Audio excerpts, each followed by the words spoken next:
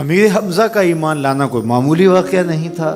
جس طرح مسلمانوں میں خوشی کی لہر دوڑ گئی تھی تو کفار کے اندر یہ خبر ایک بجلی بن کے گری، تو وہ بھی دارالندوہ میں بیٹھے اور سوچنے لگے کہ اب کیا کیا جائے۔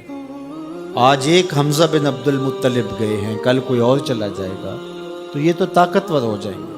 عمر بن خطاب مجلس میں موجود تھے، کہا تم قصہ چھوڑو، یہ کام میرے ذمہ رہا، میں بانی اسلام کی زندگی کا چراغ ہی بجھا دیتا۔ روز روز کا قصہ ہی تمام ہوتا ہے، تلوار حمائل کی اور ارادہ قتل سے گھر سے نکلتے ہیں، تقدیر ہنس کے کچھ اور ہی بول رہی ہے۔ سودا لینے کے لیے بازار گئے، سودا لینے کے لیے بازار گئے، ہاتھ اس کے بکے جس کے خریدار گئے۔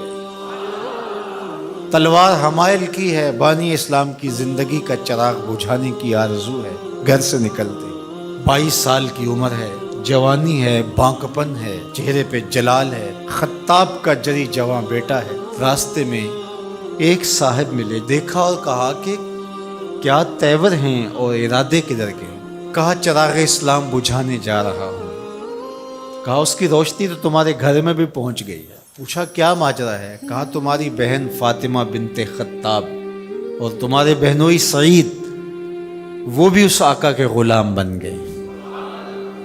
بس غصے میں بہن کے گھر پہنچتے ہیں اور دروازے کو دستک دیتے ہیں۔ اندر قاری قرآن ان کو قرآن سکھا رہا ہے۔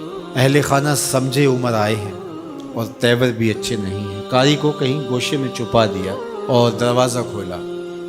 دروازہ کھولنے کی دیر تھی کہ بہن پہ ٹوٹ پڑے، مار دھاڑ شروع کر دی۔ تم سابی ہو گئی ہو، تم نے آباء و اجداد کا دین چھوڑ دیا ہے۔ مار مار کے ان کو لہو لہان کر دیتے ہیں۔ تو بہن بولتی ہے عمر سنو، تم خطاب کے بیٹے ہو نا، میں بھی خطاب کی بیٹی ہوں، میں بھی اپنے موقف سے ہٹنے والی نہیں ہوں۔ حیرت زدہ ہو جاتے ہیں، اس عورت کے اندر یہ بجلیاں کیسے آ گئیں؟ تو سوچنے لگے اور کہا اچھا جو تم پڑھ رہے تھے مجھے بھی سناؤ۔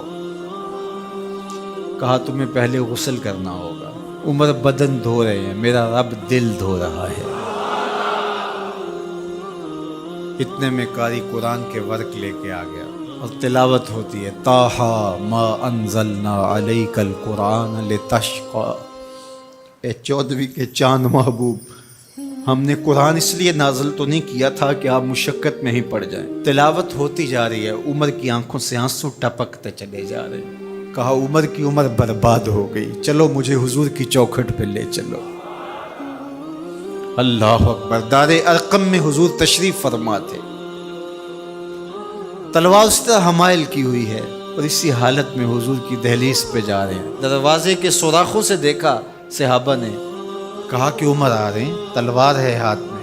تو حضرت امیر حمزہ نے کہا گھبرانے کی ضرورت نہیں ہے، اگر ارادہ خیر سے آ رہے ہیں استقبال کریں گے، خوش آمدید کہیں گے، بٹھائیں گے، عزت دیں گے، اور اگر ارادہ اچھا نہیں ہے تو اسی کی تلوار سے اس کا سر کاٹیں گے۔